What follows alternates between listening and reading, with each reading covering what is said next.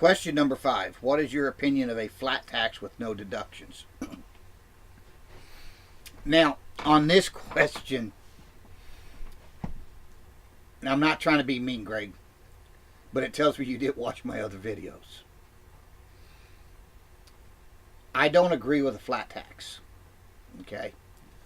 I have, for several years, looked into different tax systems. During the 2012 campaign, I happened to be in the truck one day, and I have satellite radio always, and I usually have it on. If I don't have it on one of the hard rock heavy metal stations, I got it on Fox News.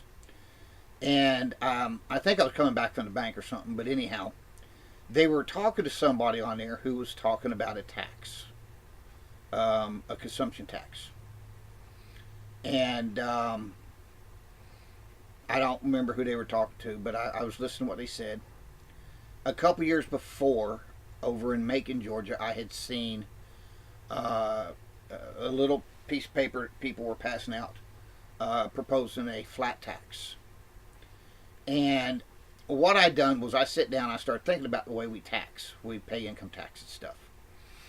And a couple years ago, a buddy of mine was talking about the system that this government received revenue from prior to the Income Tax Act. And it was based off of a consumption tax tariff system. So in sitting down and thinking about the budget and taxation in this country, doing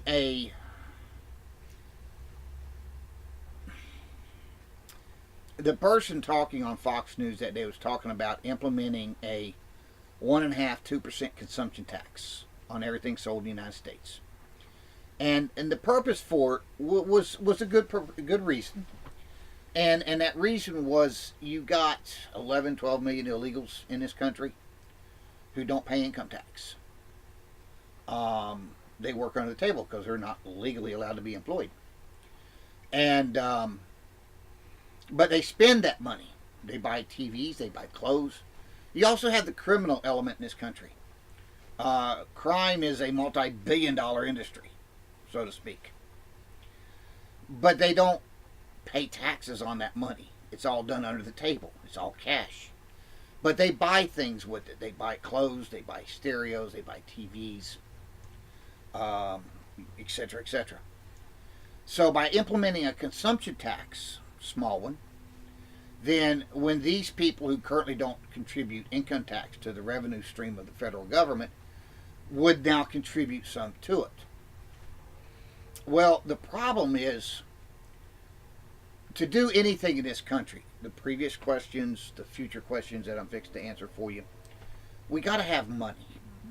We can't keep borrowing money, going deeper and deeper in debt. We're over $20 trillion in debt right now as it is. We cannot keep increasing that debt load in order to operate our government in.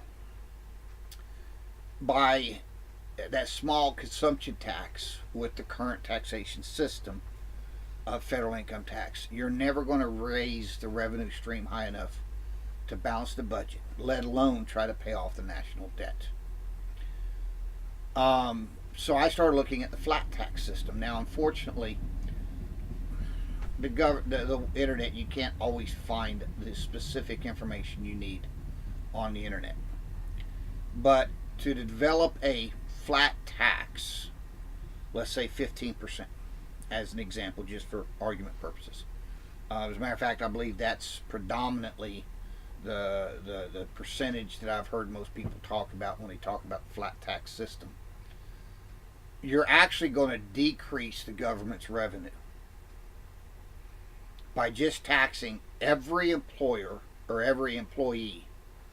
Everybody who receives a paycheck, they pay 15% tax. There's no deductions, it's nothing. You just get 15% of your income to the government, and boom, it's done and over with. You actually decrease the amount of revenue that the government receives to operate on based off of the current amount of revenue.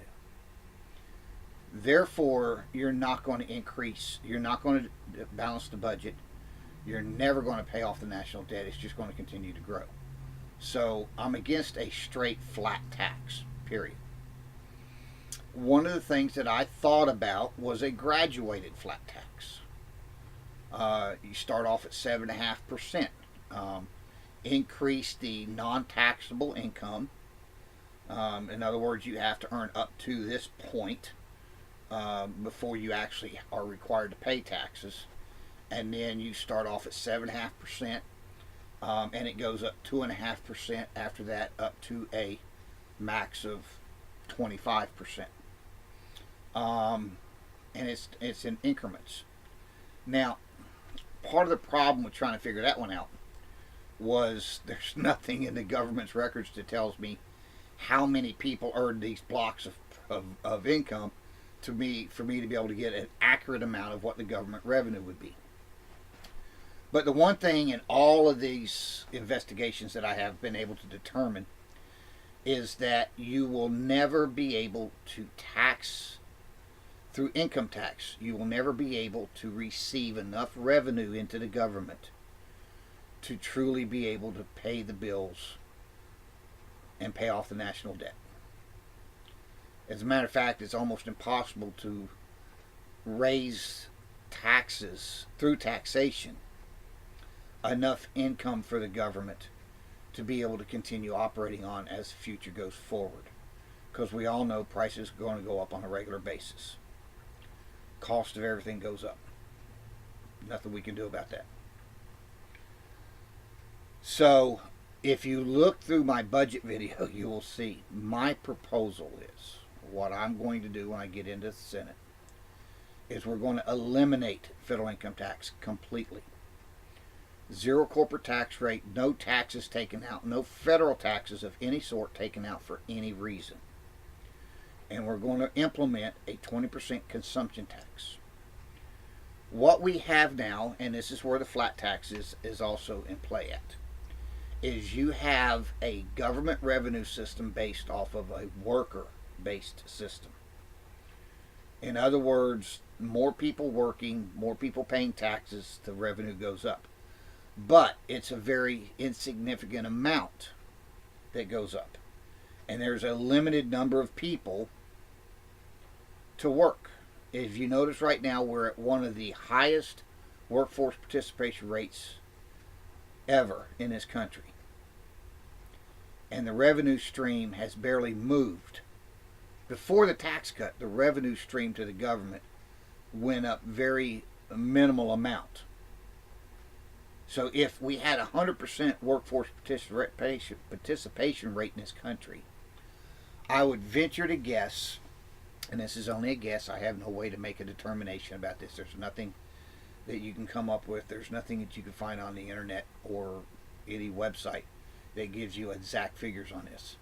But my guess would be the max amount of income to the federal government through the previous tax system, the higher taxes that Obama had in play, would be maybe around $3.4 trillion a year.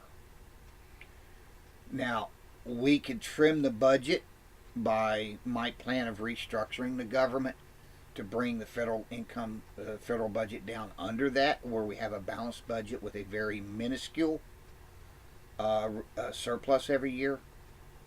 But it will never be enough to pay off the debt. And unfortunately, as prices increase over time, the revenue stream will no longer meet the requirements of the budget. Under my plan of eliminating federal income tax, you're going to create a tremendous job growth, a explosion in the economy that will make it grow faster than any time in the past. And it'll increase the government's revenue stream tremendously. To the point of this, that under the current GDP of $18.6 trillion, we would increase the government's revenue from 3.1 or 2 trillion, what it is right now, to 3.7. As the economy continues to grow, when it reaches $20 trillion, then the government's revenue stream is going to be at $4 trillion. If in the future our economy, our GDP reaches a $25 trillion range, the government's revenue stream will become $5 trillion. It will go up slowly to that point as the GDP grows. By doing a restructuring of the federal government, consolidation, establishing a table of equipment and organizations similar to what we have in the military, then I believe we can bring the government's expenses down by 20 to 25%. In other words, my plan is to shrink the federal budget down to as close to $3 trillion a year as possible. Now, this is on an annual basis. All the stuff with the current tax cuts and current budget President Trump's proposing, all this stuff is based off of a 10-year period. Mine is based off of an annual budget, not over 10 years. All right? I talk like we talk, like in our homes and in businesses. We worry about things on an annual basis, on a monthly, week-to-week basis. The government does everything over a 10-year basis. Well, we're going to cut $1 trillion out of the national deficit over 10 years. Well, they just say we're going to cut $1 trillion out of the national deficit. What they really mean is that's over a 10-year period. We'll pay $1 trillion less in excess. We'll spend $1 trillion less over 10 years than what we're spending right now. Well, that's literally nothing more than $100 billion a year. That's nothing when you have $1 trillion surplus or a deficit every year. By also using my plan, we're changing the federal revenue stream from a worker-based system to a consumption-based system. That's the same system that our government operated on for approximately the first 130 years of its existence. All right, and what that does is, going back to the '08 crash, when everything went belly up and you had all these people all of a sudden out of work, the government lost revenue. Now, again, they didn't lose a lot, but they lost revenue because you had a whole bunch of people that no longer was working. So the workforce participation rate dropped tremendously. Under that program, the government that's where the sequestration ended up getting put in place at. Because we had to cut the budget, but because we didn't have as much money coming in. We already had a deficit, but now we had a larger deficit because we had less income. That's the problem with a worker-based system. Okay? But if you notice, the GDP didn't change. Now, it became stagnant. It didn't grow, but it didn't shrink. People were still buying the stuff they had to have. They just wasn't buying extras. So therefore, the GDP stayed about where it was. Under a consumption-based income system, the government's budget would have never dropped. The government's revenue stream would have not dropped. It wouldn't have grown, but it wouldn't have decreased either. So it's a better, stabler system to operate off of. So, but again, with your question about the flat tax, I disagree with the flat tax because the fact is it's going to decrease the government's revenue stream. And me personally, we need to start paying off the national debt instead of continually adding to it. So, yeah, I disagree with a flat tax. With or without deductions, it doesn't matter. And I'm supporting the program that I'm putting in place, and I believe it's the best one. Most people I talk to agree with that. They like that idea. They'd rather get all of their money in their paycheck, and they determine how they spend it.